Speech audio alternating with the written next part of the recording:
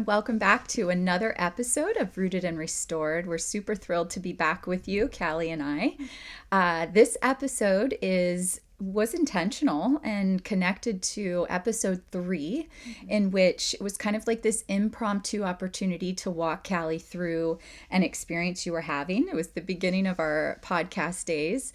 And so we just really wanted to come back to this episode and hear how things have been going as a result of that episode. You kind of took some steps towards yourself and some growth opportunities. And so, as we always say here, we want to bring our best selves. We want to bring our authentic selves to the table. We want to bring things that we feel like will honor the journeys of those that are watching, including our clients and those that we get to serve. So in our best effort today, Callie, we're going to just draw that out of you. Maybe what we can do is bring about some conversations about what's shifted. It's been about a year since that podcast. Lots has changed, and I'm super thrilled for people to be able to hear what that looked like for you, what it's looking like for you currently, and I'll do my very best to extract it out of you. Okay. All right. So without further ado, let's jump in. Okay. What feels like, as you reflect a year ago, right? We're currently in February 2026 as we record this podcast. What does it feel like has been the most significant thing that shifted since last year? I think I have learned how to trust myself more, which I feel like was what the whole past episode was about. Okay. And then I do think everything doesn't change in a day. So do I still have struggles? Do I still go back to distorted thinking 100%? I'm not going to break a habit overnight. But I do think I've also learned to look at things without going into fear, being able to sometimes check myself, is this factual or is this fear-based? But then also being able to reflect on, if I can sit and marinate about all the horrible things that can happen from something, how does that serve me, and what would it look like instead to marinate on everything that could be really good that could come from a situation. So Okay, so learning to trust yourself maybe is the theme here, and hopefully we can unpack that a little bit. Before we do that, I think it's really important for our listeners to understand you are going to be how old in 4 days? 26. Yes. Crazy. Right. And you are a product of COVID. And can you just tell everybody a little bit about that journey so that if somebody's listening, a young adult, somebody who might be in your age group, even on either side, bookends on just kind of what has life tossed your way in terms of your young adult years?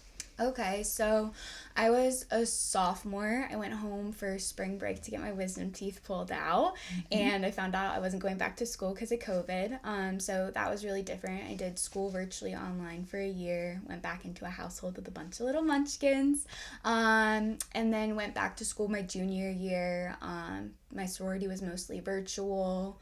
A lot of my classes were still virtual. Social life was very non-existent. So I do think that paused me a little bit, or I think a lot of chatter was just kind of that everybody kind of got stuck at their COVID age for a little bit. Same thing with seniors that missed prom or all these different things. I don't think there was a perfect age to go through COVID. So journeyed through that, then moved home for grad school, and then stayed home after finishing grad school, saved up some money, just got to be able to spend some extra time with the family, my siblings, and then moved out a few months ago. So that was exciting. So yeah. Okay. That's a good little recap. Yeah, context I think is really invaluable here because there was some things, life experiences, not only your childhood, but other life experiences that led to kind of episode 3 that was shaping your experiences at the time. And then just important to set the framework for today's conversation to know that hey, there was a lot, we're going to unpack it, but there's a lot of life experiences that maybe were delayed because of COVID, delayed because of your age and the things that you were choosing to maybe accomplish or connect to. So I just feel like that's important for folks that are watching, because I feel like being a young adult these days is not always super easy. I think about the dating apps. I think about living by yourself and the economy and how much it costs to afford to do that. The focus of relationships and social media and the glamorizing of things that maybe might not be that glamorous. I mean, gosh, I have a client right now who like feels like they're going to be a YouTube sensation overnight because this is kind of part of like the dynamics of your generation. And it's like, what's the reality? Where's the work ethic? Where's these things that, 17 years age difference here. Like, I'm like, that wasn't even, I didn't have a cell phone till I went to college. So there's just a lot of things that come into this conversation. So bring us to what I feel is like one of the biggest accomplishments in this last season, this last year, is that you did move out. Break that down for us. What was that like? Go all the way back to like the conversation and like where you are today. So I feel like my quote unquote crash out from the last episode wasn't necessarily from moving or like the idea of moving, but that was conversation that was coming, and I just think it was coming to a theater near me. So there was just some like fallout like from that in a way. I also think sometimes living at home as an adult can be hard on both ends. I know it's very common with the economy right now, but I do think there are pros and cons to it. So through making that decision, I struggled trusting myself and making decisions. So I was very fearful of making the wrong decision. What did that look like? Where did I want to move? Like all these different facets. I think something that was a really big accomplishment for me was just like as you and Dad were helping me navigate what that looked like for me, you guys were very big components of like, we think you should look into buying, and nothing against that. But as I was just really trying to focus on my mental health and like kind of figuring out some of these things for myself, I remember I was dog sitting and the AC went out. And you came over and helped me and showed me like what to do and everything. And it was so cool to learn what to do with it. But I was just like, I don't want this responsibility while I'm trying to navigate everything. Also like living on my own for the first time, like no roommates. So I made that decision for myself, and I did it without fear. And I was just kind of like, this isn't supposed to, or like if it doesn't go the way I plan for it to or I think it's going to, it's a year of my life. Like that's okay. So being able to say that and be okay with that and actually embody that was like a big deal for me.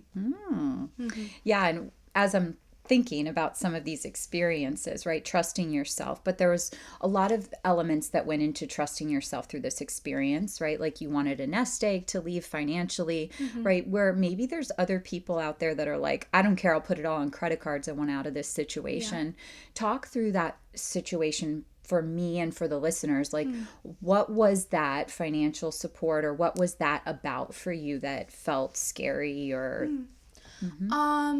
I think that, it naturally like happened that like when I moved home for grad school, it wasn't necessarily that I was trying to create a cushion for when I left. It was just more about like I could maybe pay off school and not go into debt through school. So that was a big thing that I know, like just what you and Dad have navigated through with that could be a really good experience for me not to have to go through if it was an option.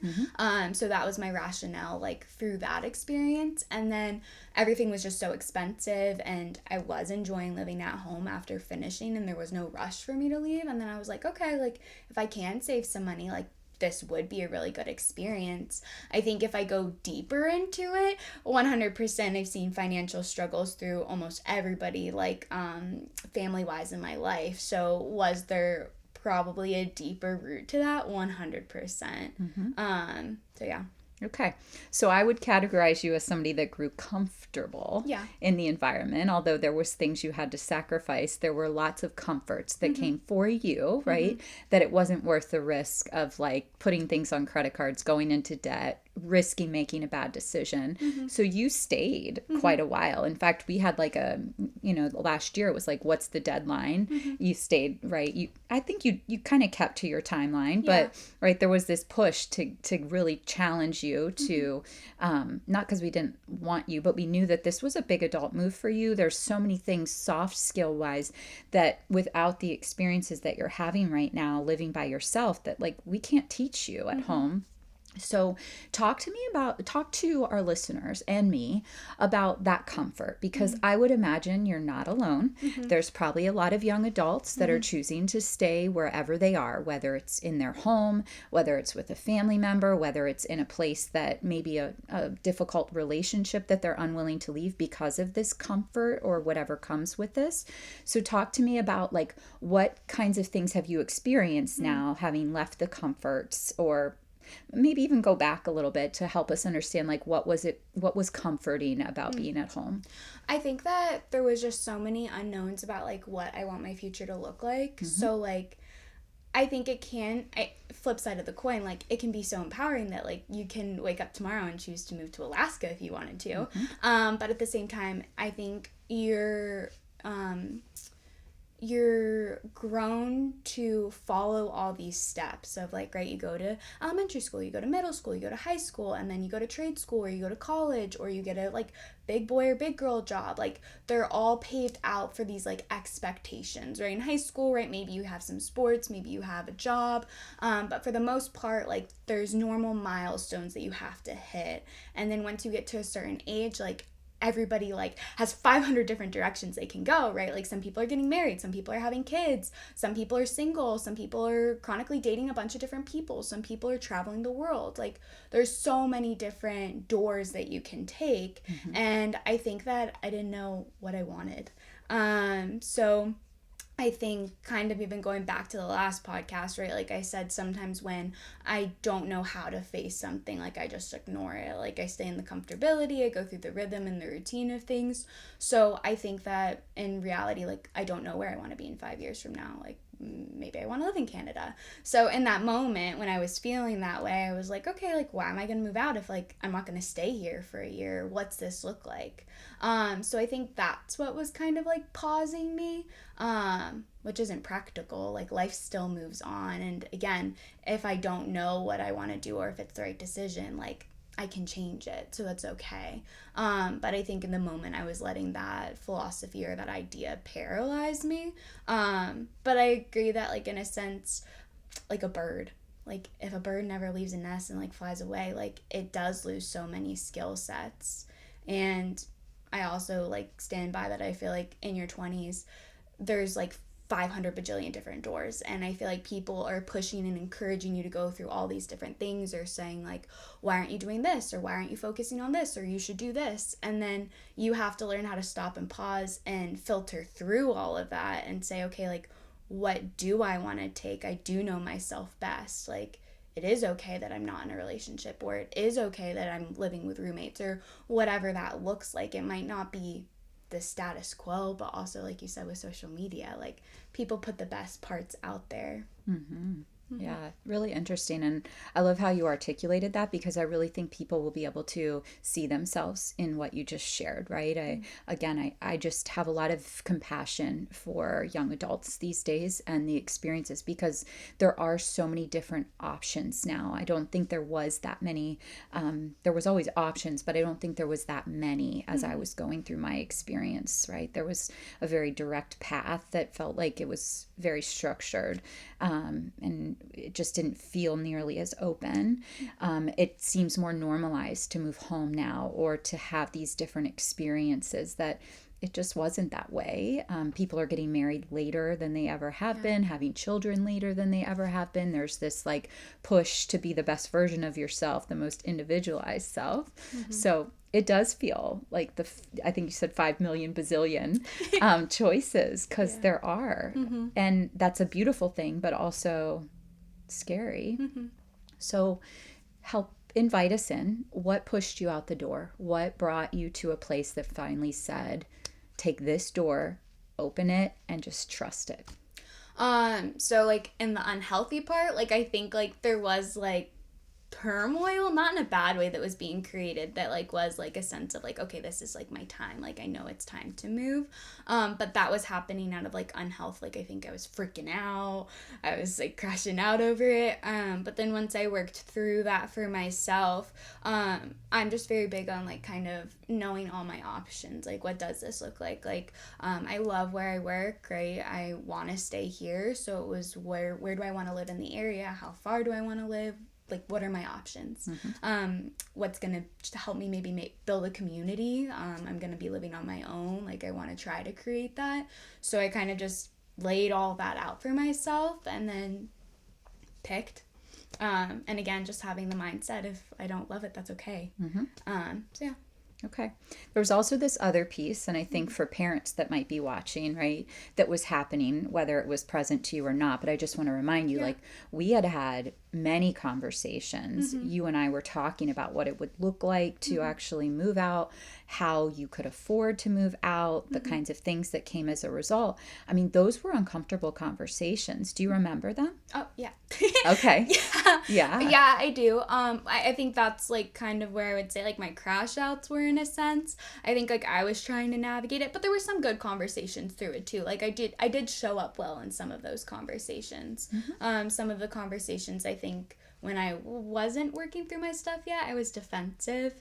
And then as I kind of navigated into a healthy mindset of accepting it and knowing that this is what's best for me, I think I showed up better with, like, checking in with you and Dad, like, hey, just so you know, like, this is what I'm looking at right now. Like, I'm going to sign a lease. This is kind of when I'm going to move out. Like, I was able to do that more healthily than I was operating before. And you were leading those conversations, right? Like, I wasn't coming to you guys saying, hey, this is what's going on. It was very much like, hey, Callie, like, what's going on with this?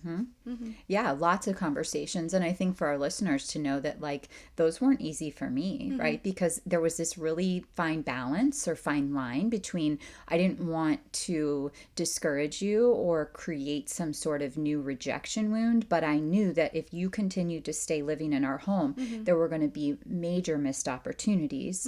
And that felt really important to me. But there were times where you were defensive or it was 9 o'clock at night and it required a follow-up conversation because you weren't coming to me.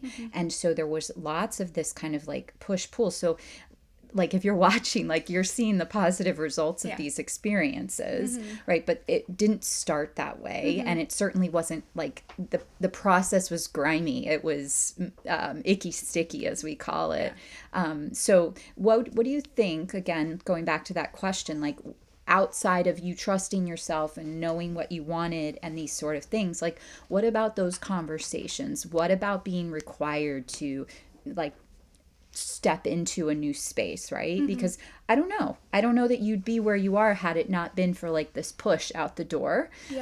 Honestly, right? I mean, you're there now, so it feels good, but there was, like, a push that was like a new car, relationships, right? There's lots of pushing that you had to embrace. Go back there and help our listeners, like, live in that space with you. I think something else, like, to note that, like, I think was hard for me, which I don't think I had a lot of friends that related to this in a way, but, like, my siblings are a lot younger. So there was an element where when I was off at college, like, I don't think I felt it a lot. Like, when you guys came to visit or I visited, like, I loved, like, being back with everybody. But then I don't know why, but in my head, I was just like, oh my gosh, like, I'm leaving and, like, life is gonna move on for them. So I think there was an essence where, like, I felt like I was gonna, like, miss out or, like, be isolated or, like, secluded. Like, I don't know. But that was, like, a heaviness that I think I also was navigating. Like, what does it look like to be a part of this family living, like, 5 minutes down the road? Or not, like, 30 minutes down the road. But when I was in college, like, it was out of sight, out of mind. Like, I couldn't control it. But then being closer, that felt really weird for me to navigate too. And a lot of my friends, like, their parents are retired or older, so they go home and, right, like, it's just different. So I didn't have a lot of people that felt similar or related to me in that sense. So that was also, like, something I was navigating that was hard. But I mean, I would like to say eventually I think I would have still moved out.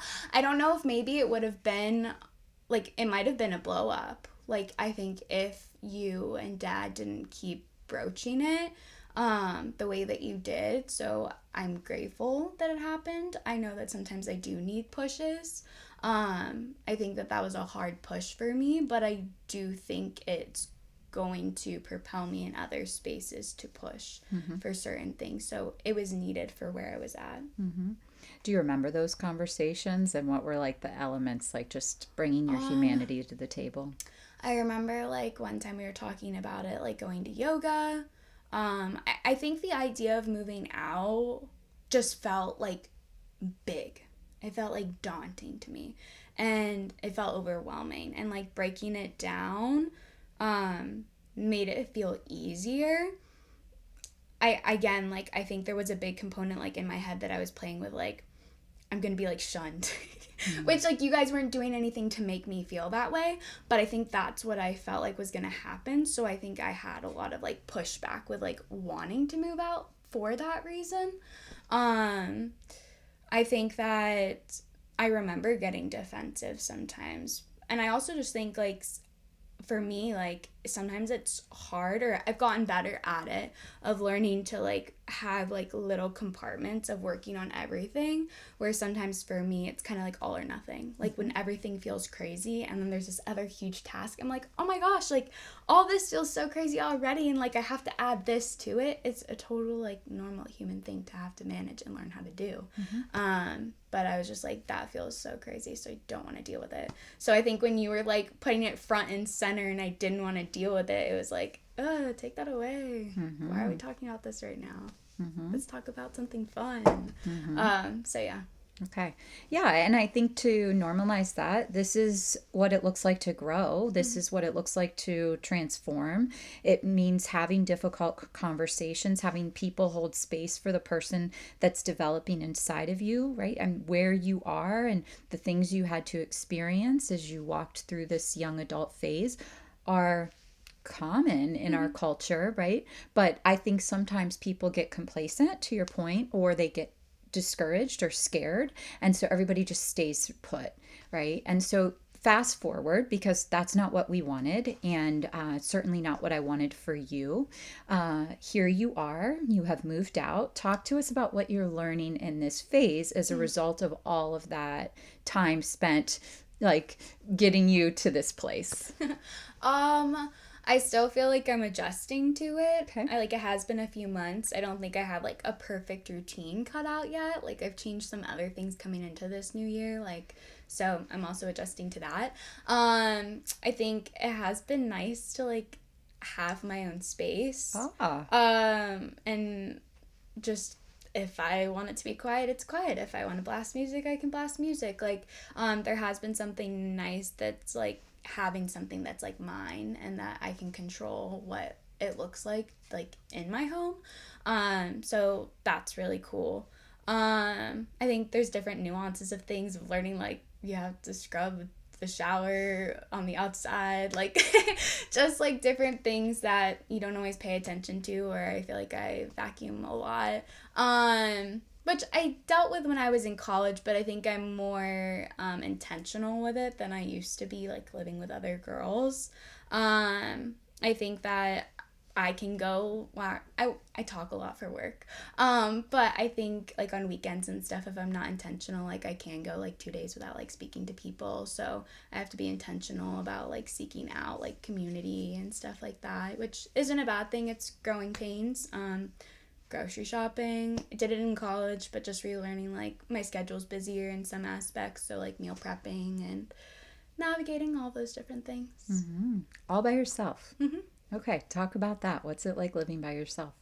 Honestly, I thought it was going to be a lot harder for me than it was. I can be a more introverted person, so I love my time alone, but I also haven't gotten to the point where I feel like I've built the community that I want to for myself. So I was a little nervous about feeling alone or isolated and being depressed. Like I crying every night, like that was just kind of what I thought was going to happen, and it didn't. So that was really surprising for me, but really good. I mean, I struggled sleeping and stuff in the beginning, but I didn't have this huge crash out that I was expecting for myself. So I think, I don't know if I remember I moved in, and I think like 2 weeks in, I was like, I can't imagine like dating a man or like marrying a man and having to like share space, just because I'm like, this is nice having my own space. But I think it's also really good to learn how to be on your own and find joy and happiness and like routine and a schedule and just things that you like to do and filling your own cup, because then when you invite somebody in, right, like they are naturally disturbing your peace, so you got to make sure they're worth disturbing your peace for, which I think I've experienced before. But I think being able to have like something that's like solely mine, no routine that's based off of other people, I've learned that and embraced that more, like felt that more. Way to go, girl. Mm-hmm. Yeah. And as a parent, I mean, it's incredibly satisfying listening to you to know that you are on this journey of continued growth and beauty. And what a gift to any parent to hear, like, I don't need anybody to feel safe and secure. I can be that way by myself. And so anybody that you invite into that space will only just nourish whatever you are creating already. And I think it's really important listening today. Go back to episode 3. Yeah. Because who you are right now is not who you were in episode 3. And it has been a year, right? I think that's super important to understand. And for any parent or guardian or mentor watching, like it was hours and hours and hours of work on your end, but also work on this side of things that was setting you up to experience the life that you're living right now. And so what an opportunity for people to see your transformation and understand that it's possible for them too, right? Especially in this space as a young adult. I can't emphasize that enough. What helped you outside of the supports you received with Dad and I? What else would you say contributed to the success that you're able to walk in right now? First, just naming like, I hated the hard conversations in the moment, but like I appreciate them. So like if you're a parent, like being able to sit with your kid through the hard conversations, like they might not show up well in the moment, but like I tremendously like appreciate like that I had the push, but also the support at the same time. So thank you. So for the 18-year-old parent right now who's saying, my kid's 18, just go be an adult. Like chronologically, you are an adult, you're legal, do it. You're saying that you still need to parent. Yeah. Oh, okay. Yeah. I think having those hard conversations, learning, I mean, I'm not a parent yet, so, like, I can't speak, but, I mean, I'm sure there's moments where, whether it's me or it's the 15-year-old in the house or, right, the 10-year-old in the house, like, I bet there's, well, 10, you definitely should be on top of, but, like, being able to say, right, is this a place to step in or not? But I think it's always welcomed, and it's just prefacing, like, right, like, I want to step in here, I want to point something out to you, like, for me, myself, like, sometimes I do show up defensive if I haven't worked through something, but, like, I appreciate it because I do reflect back on it, and I do think it grows me. So just naming that.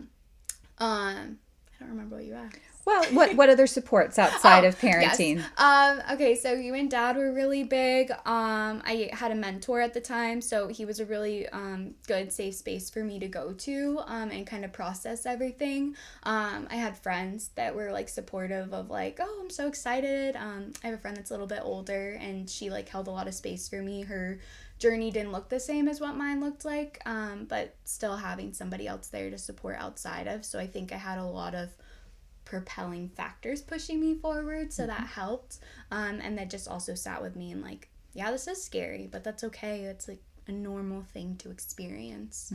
And I think just hearing it from other people, I think social media can be a bad thing but also a good thing. I think that people do highlight the best parts of their life, but I do think there has been some essence, if you get on the right side of social media, where some people can be really transparent. So I think also learning that, like, I wasn't alone in navigating, like, what this looks like, or that, like, I don't know what the future looks like, allowed me to feel less isolated, and knowing that, like, it's normal. It's okay. It's normal going through it at 24, or it's normal going at it at, like, 31 when you have to restart your life for some reason. Like, everything can change at any given point if you choose to allow it to. So you don't have to let all the junk keep you stuck. Okay. So you were choosing to live vulnerably. You had not only the supports from us, because maybe somebody's watching and saying, I don't have a parental like space for this, or maybe somebody's watching and saying like, who has the money or time for some of the things, but like some of the things you're describing didn't cost money. That was your choice to enter into those situations vulnerably and use them as a space to hold for you as you grew into a newer level of trust and opening yourself up to these new opportunities. Yeah. I also highlighting, I hate writing. It's not my forte. But I journaled a lot like through my mentor. And that was a really new experience for me. I would still say I like didn't like it. But I do think it helped make me sit and process how I was feeling, because sometimes I would get stuck on like, okay, I have these big feelings, but I don't know why. So it helped me break it down too. So that's something else that anybody can do. And I would say don't knock it till you try it. I'm definitely not a normal journaler, but like when I get stuck in some heavy thoughts or I don't know what's going on and I feel out of control, I do sometimes turn to like paper. It's wonderful to know about yourself. Yeah. You learned that through this season. I did. Hey, way to go, girl. So as we kind of wrap up, right, this is kind of talked a lot about moving out and kind of, but really the premise of all of this is that you learn to trust yourself and not fall victim to your fears. There was some other spaces and places that your life traveled. We talked a little bit of financial, but you touched on it relationally, family dynamics, these sort of things. Those all were wrapped into this experience. So for anyone listening and just hearing, oh, this is all about my, young adult daughter or son moving out of the house. This is way bigger than that because you were challenged in every single one of these areas. Just seems like our conversation today was really about learning to trust yourself. And this is the most to me, tangible experience to kind of express the change that you've experienced. Talk to our listeners as we're wrapping up, knowing that this stage of life is running the gamut in all areas. What would you want them to hear as they're maybe parenting their young adult child, or they are a young adult beginning to face these fears and trust themselves? What do you think is the most significant thing that stands out to you? I think as a parent, you can go back to younger years and just remembering when you taught your child how to do laundry for the first time and it was frustrating, right, that they were putting colors with whites and things were turning red, right, but being able to sit in that, and until they know, right, they don't know, so there's gonna be messiness or icky stickiness along the way, but to get them to where you need them to go or where you can see them going, right, you have to sit in the discomfort. So from a parent or a mentor standpoint, I think remembering that, going back to the tangible things, because sometimes when you're in the moment of it, it feels so overwhelming, but if you can take it out and translate it. And then for somebody in their 20s or early 30s, you're not alone. Life's hard sometimes. And again, tomorrow's a new day. Everything can change. So. Wow, that's really big. Thank you so much for being so vulnerable. I would encourage you to go back and watch episode 3 because she is not the same woman that she is today. Happy early birthday. Thank you. You are a beautiful soul. I'm super proud of you. Super proud of you. Thank you. And to the mentor out there, you know who you are. And to those of you that are looking for the supports, because parents can't hold it all and our kids don't always hear what we're trying to help them see, that it does take a village. And so we're here at Rooted Therapies. If you have a young adult who's challenged with some of the things Callie shared today, struggling to trust themselves, facing fear, counseling can be a major support for that. You can contact us at rootedtherapies.org, and we have a free consult. And who knows, just having an outside voice that maybe echoes the same things that you're echoing might be just the nudge they need to push through whatever door they're facing. So, Cal, thank you again, and thank you for listening. We'll see you next time.